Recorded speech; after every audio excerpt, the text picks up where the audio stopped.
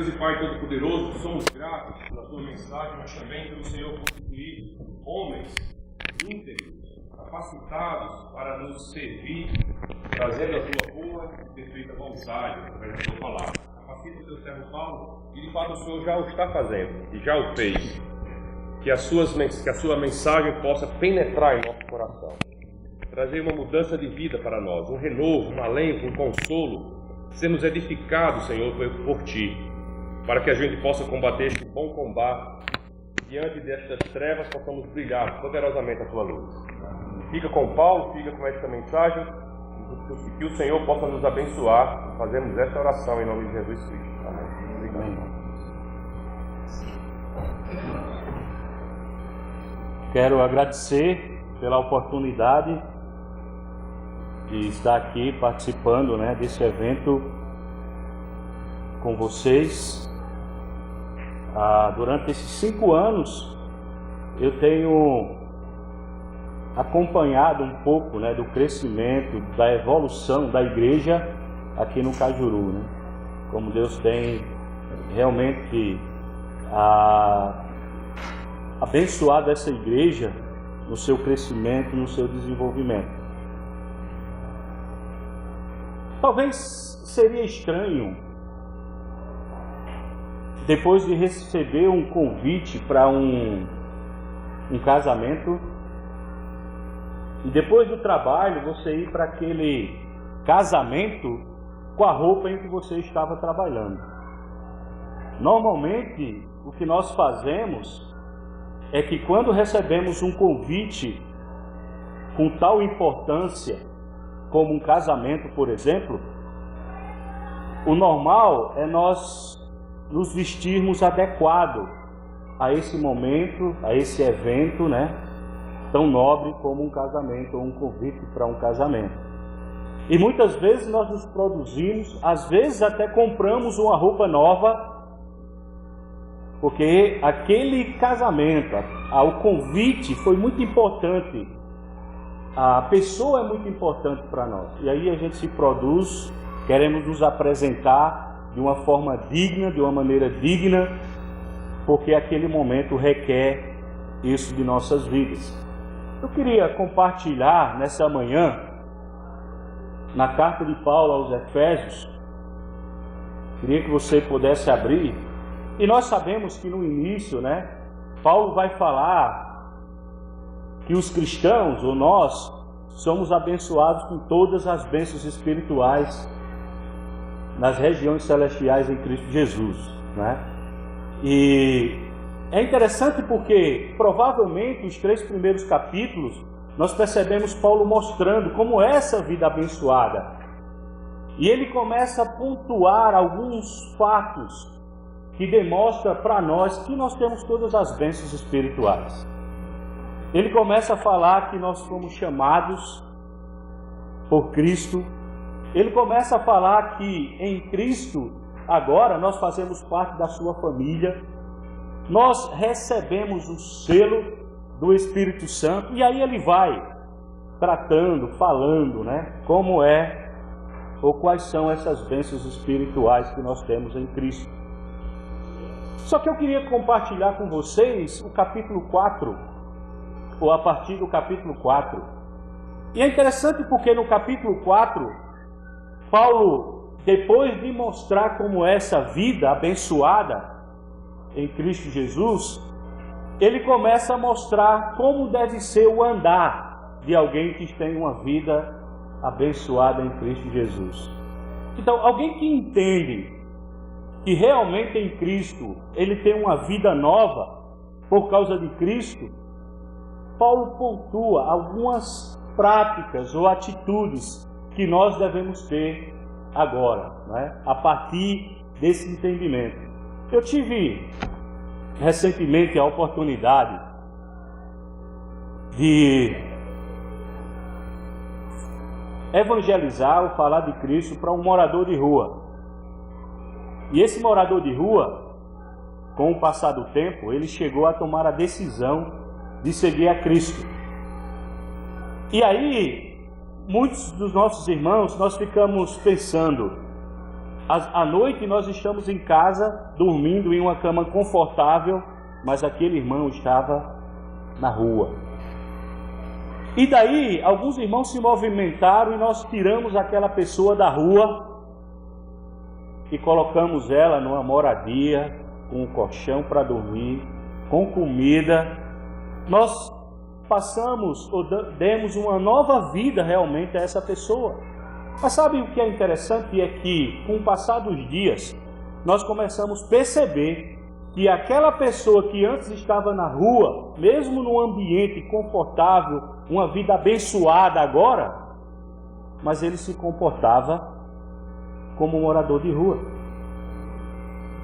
Algumas das noites ele não dormia naquela casa confortável, naquele ambiente agradável, que pessoas abençoaram a vida dele. Ele voltava para a rua. E ele dormia na rua, chegava no outro dia, e ele ia em busca na rua dos ambientes que tinham normalmente comida para quem mora na rua. Então, mesmo ele morando numa casa confortável, num ambiente agradável, mas ele não entendeu essa mudança que houve na vida dele. Mesmo que ele não era mais morador da rua, mas no seu entendimento, ele continuava morando na rua. E é interessante porque algumas práticas dele, mesmo nessa casa confortável, ele amarrava num barbante pão para que o rato viesse comer. E esse ambiente que normalmente não aparecia ratos, agora começou a aparecer ratos. Sabe, na vida cristã, muitas vezes nós não entendemos quem nós somos. Como esse morador da rua, não é? Ou muitas vezes nos tornamos cristãos e agimos ou continuamos agindo como se não fôssemos cristãos. Porque nós não compreendemos, não entendemos. E talvez é isso que Paulo, ele quer incentivar os irmãos em Éfeso, a eles entenderem essa nova vida que eles tinham. E eu queria que você abrisse comigo em Efésios capítulo 4. Efésios capítulo 4. E o nosso tema é andando segundo a vontade de Jesus ou de Deus. E eu escolhi Efésios para falarmos um pouco sobre esse novo andar em Cristo, esse andar que agrada a Cristo, por causa desse verbo. No livro de Efésios, esse verbo aparece mais ou menos 5, 6 vezes, dependendo da versão. Por exemplo, no capítulo 4, no verso 1, ele diz assim, eu estou usando a NVI. Se você está usando a João Ferreira, você vai ver a palavra andar, tá certo? A NVI, ela já define a ideia da palavra.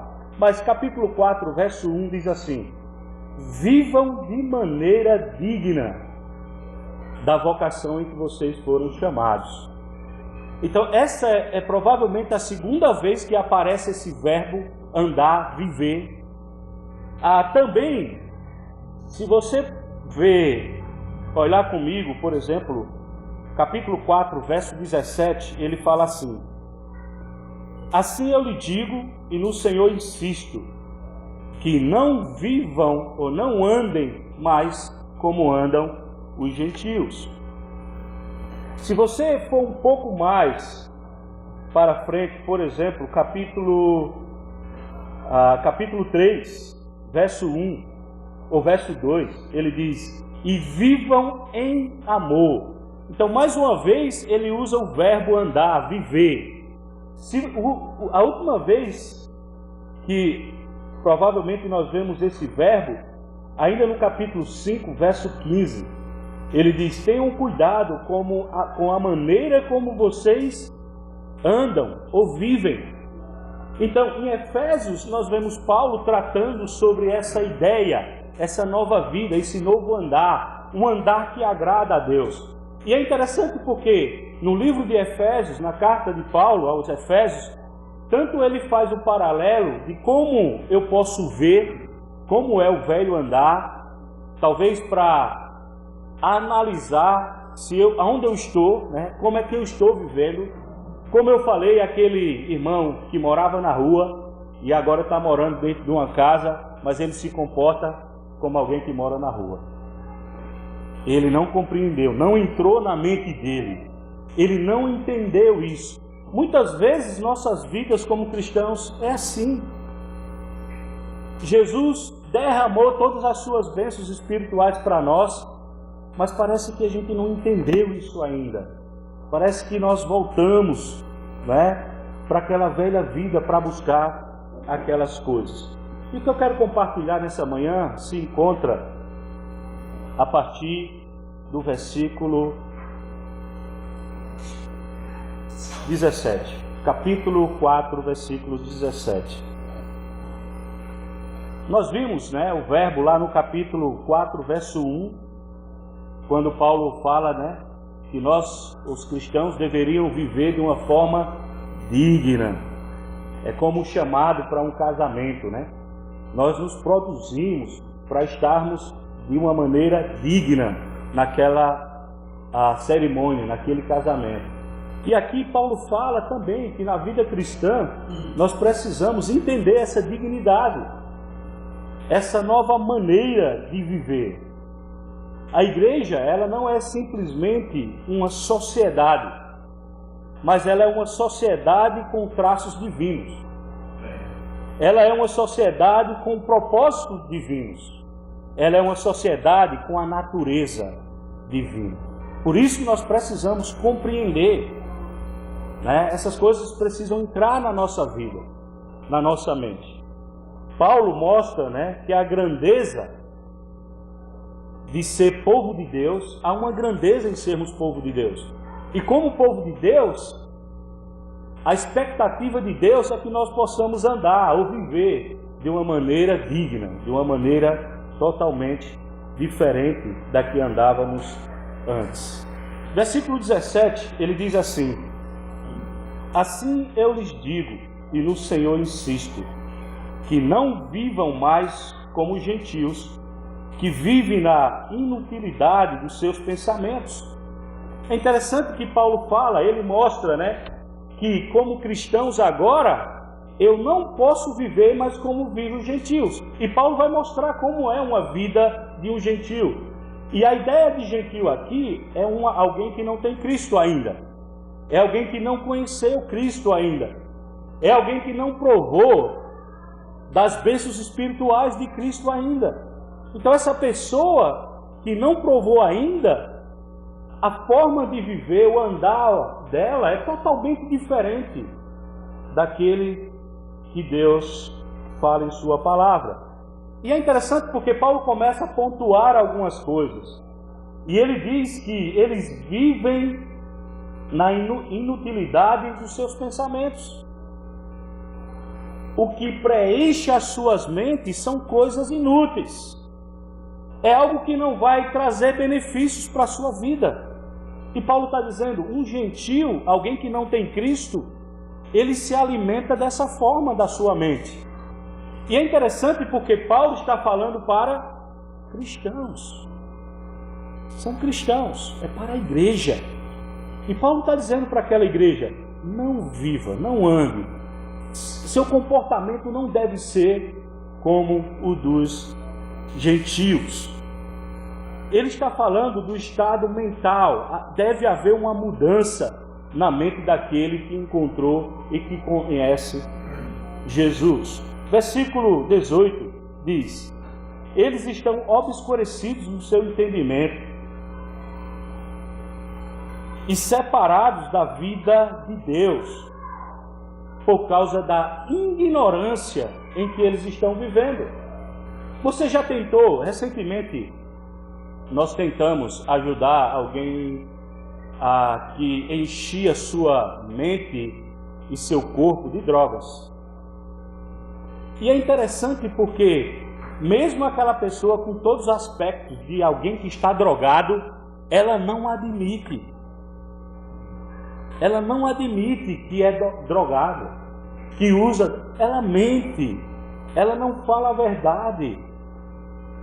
a mente dela, todo mundo está vendo, mas parece que ela está cega, ela não vê, porque a sua mente está obscurecida, ela não consegue enxergar. Assim é quem está fora de Cristo. Muitas vezes nós falamos de Cristo para alguém, e talvez você tenha percebido que algumas pessoas, é tão claro aquilo que Deus quer para a nossa vida, mas como é difícil para algumas pessoas enxergar isso, porque as suas mentes estão obscurecidas do entendimento de Deus. Eles estão longe desse entendimento. Eles não compreendem por causa da maneira como eles estão levando a vida, como eles estão vivendo. E ele ainda acrescenta, segundo o endurecimento do seu coração. É interessante que Paulo usa uma palavra forte para chamar a atenção, uma palavra chamada porose, que é uma palavra, nós usamos essa palavra para uma pedra de mármore, uma pedra dura. E ele diz que o coração dessas pessoas estão endurecidos, como um mármore. Essa palavra também é usada para um calo ósseo, que dizem os médicos que muitas vezes aquele calo se torna mais forte, mais duro do que o osso. Então veja o que Paulo está dizendo: o andar do gentio é um andar com a mente obscurecida, é um andar com o coração endurecido, o coração duro. E olha que Paulo está exortando aqueles cristãos: vocês não devem viver dessa forma, porque isso não faz mais parte da sua vida. E é isso que nós precisamos. Se eu quero ter um viver que agrada a Deus, eu preciso não viver como um gentio vive, como alguém que não tem Cristo vive, como alguém que não tem o entendimento de Deus vive. Isso eu preciso entender, que há uma nova vida. Eu tenho que ter esse entendimento. Porque não é só saber que está escrito que nós somos uma nova criatura, mas nós precisamos compreender isso, entender isso. E dessa forma nós vamos ter ou andar de uma forma digna do nosso Pai, do nosso Deus. E ele continua falando. Eu tenho uma entrevista ou uma reportagem que eu li e eu queria passar para vocês, para a gente entender qual é a mentalidade reinante em nosso mundo, como a mente das pessoas estão corrompidas, distante de Deus. Eu li na revista Veja a entrevista de um cara que criou várias novelas na Globo importantes, chamado Silvio de Abreu. E nessa entrevista ele começou a falar que a Globo, ela tem um objetivo ou uma estratégia quando ela vai criar uma novela. E ela coloca psicólogos, e esses psicólogos, eles saem na rua tentando entender qual é o desejo de cada pessoa, para que ele possa criar uma novela que atraia, que dê audiência. E é interessante porque nessa reportagem da Veja, ele estava dizendo que os padrões até imorais antigos não faz mais efeito em nossa sociedade hoje. O que era imoral antes, hoje não é nada. E ele estava abismado com isso. Imagina, ele é um ímpio e ele está abismado, porque a sociedade atual, ela não quer um relacionamento correto entre um marido e uma mulher. Isso não atrai. O ser humano não é atraído por algo que vai demonstrar uma família correta, um marido que ama a mulher, uma mulher fiel ao marido e etc. Não, ele estava abismado, porque isso não chama, não dá audiência. Mas o que dá audiência é ver casais se separando, é ver traição na família, é ver pessoas se drogando, é ver jovens na rua. Então imagine, um incrédulo estava perturbado por causa da mentalidade da sociedade. Imagina nós que somos filhos de Deus, que somos cristãos. Essas coisas, Paulo está dizendo, não devem fazer mais parte de nossa vida. Eu peço que você veja capítulo 5 de Efésios, verso 3. Olha o que Paulo diz. Entre vocês não deve haver nem sequer menção de. E ele começa a pontuar imoralidade sexual. Ele está dizendo, e vocês não devem nem mencionar essas coisas. Essas coisas não devem fazer parte da nossa mente. Porque agora nós temos um novo andar. É uma nova vida. É um viver diferente. Isso não faz parte mais da nossa vida. Nós não podemos pensar que isso é cultural. Não. A nossa cultura em Cristo Jesus é andar de uma forma digna do nosso chamado. É um andar que honra a Deus. É um andar que realmente demonstra para as pessoas que nós somos filhos de Deus. Não é andar de qualquer jeito, não é andar como um gentil. E Paulo está dizendo, vocês não devem nem mencionar. Quanto mais ter essas coisas em casa. Ele ainda fala, no versículo 7, portanto, não participe com eles dessas coisas. Nós não devemos nem pensar, nem fazer menção dessas coisas. E ele está dizendo, e nem devemos participar com eles. Não devemos. Uma vez, eu não sei se isso já aconteceu com você, mas aconteceu comigo. Uma vez, eu parei para assistir uma novela.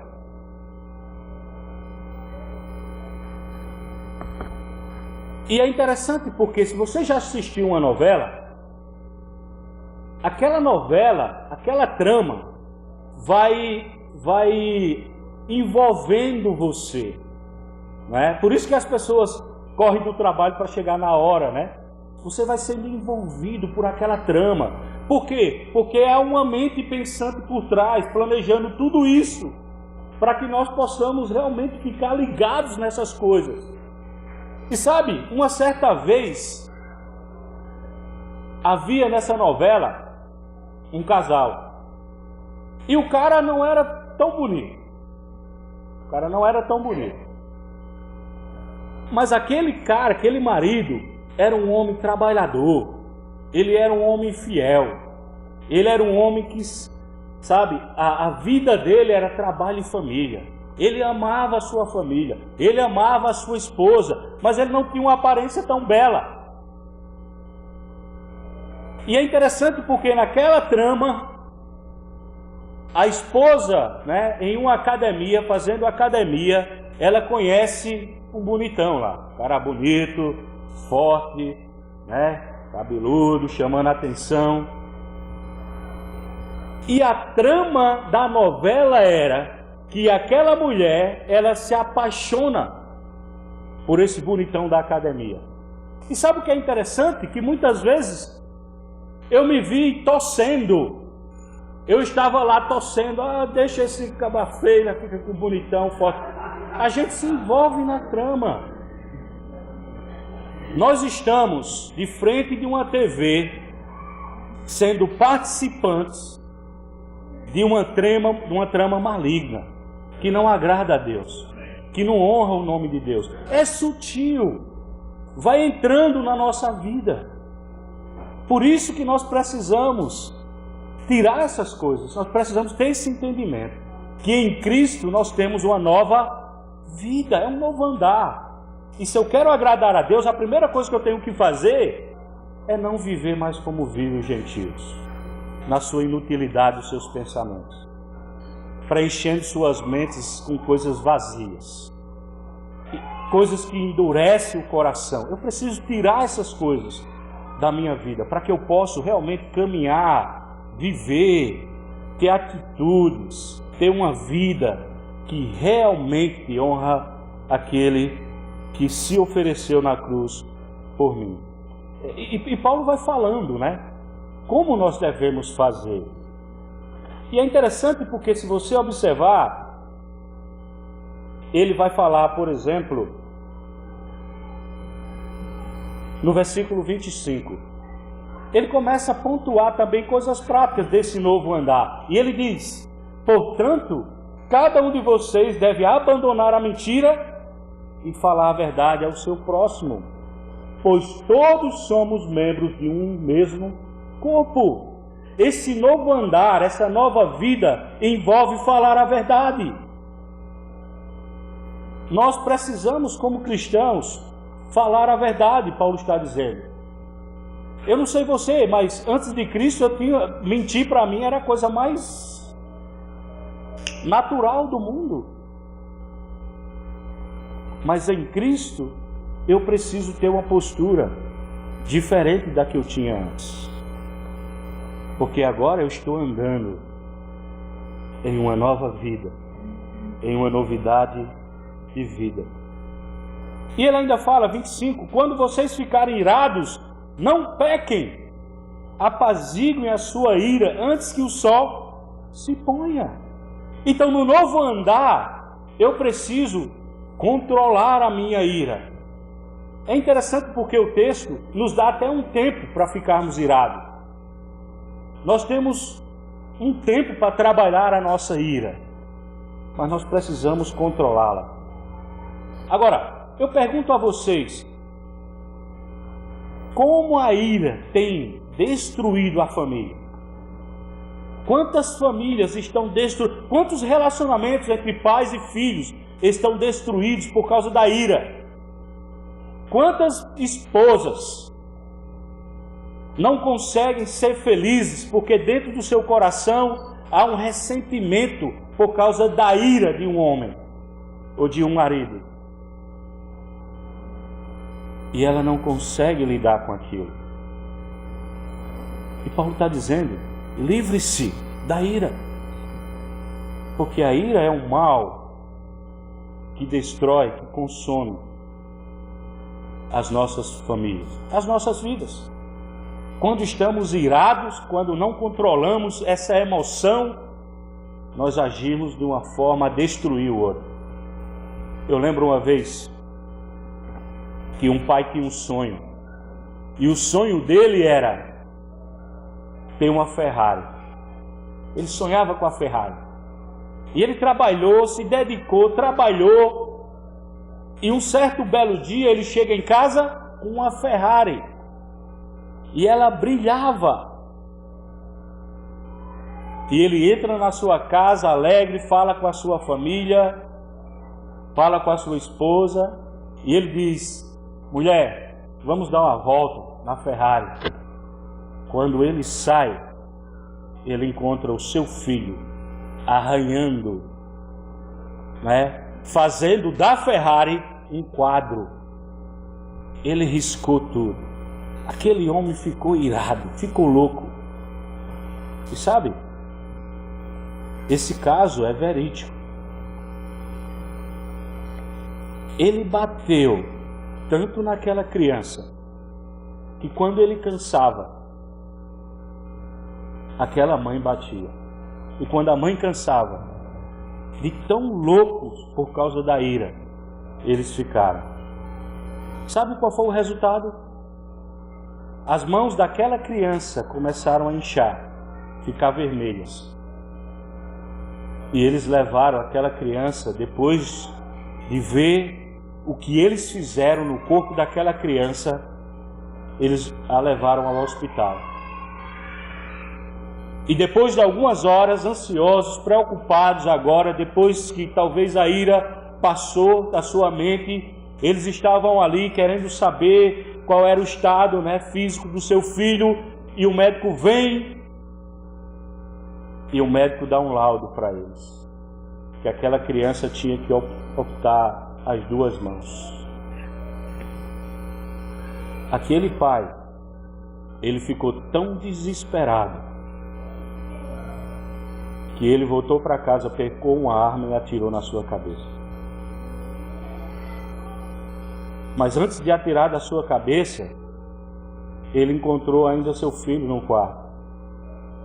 E o filho, ao ver o pai, disse: pai, nunca mais eu vou riscar a sua Ferrari. Essas palavras entraram no coração dele e aquilo causou um remorso tão grande dentro daquele homem que ele tirou a sua vida. É o que a ira pode fazer conosco. Por isso nós precisamos, Paulo está dizendo, nós precisamos nos livrar da ira. Porque a ira vai destruir nossas vidas, vai destruir nossas amizades, nossas famílias, vai destruir nossas esposas, nossos filhos. E eu preciso me livrar da ira, ou controlar, saber controlar essa ira, já que é um sentimento que vem em nosso coração. Porque na velha vida eu me irava, eu agia com ira. Mas nesse novo andar, nesse novo caminhar em Cristo, eu preciso me livrar desse mal que é a ira. Eu queria que, se você puder, baixe sua cabeça e pense nas coisas que nós falamos nessa manhã.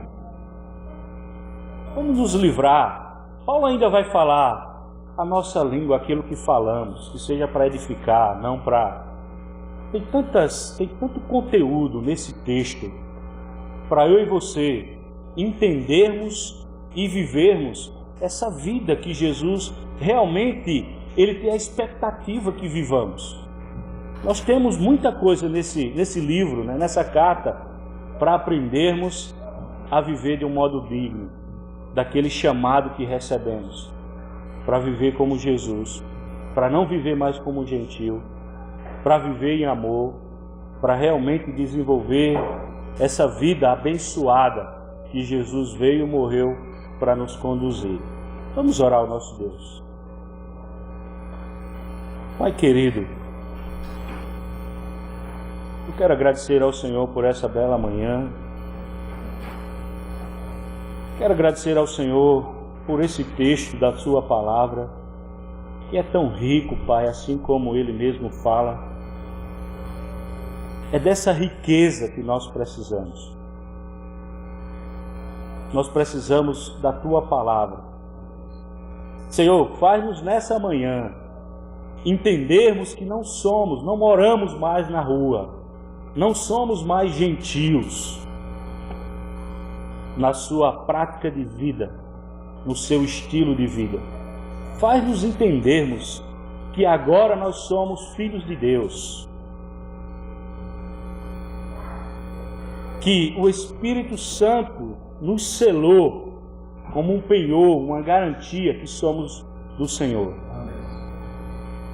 Para que possamos, Pai, viver de uma forma digna, possamos nos apresentar nessa sociedade distante do Senhor de uma forma digna, com as características de Jesus, de Deus, em nossas ações.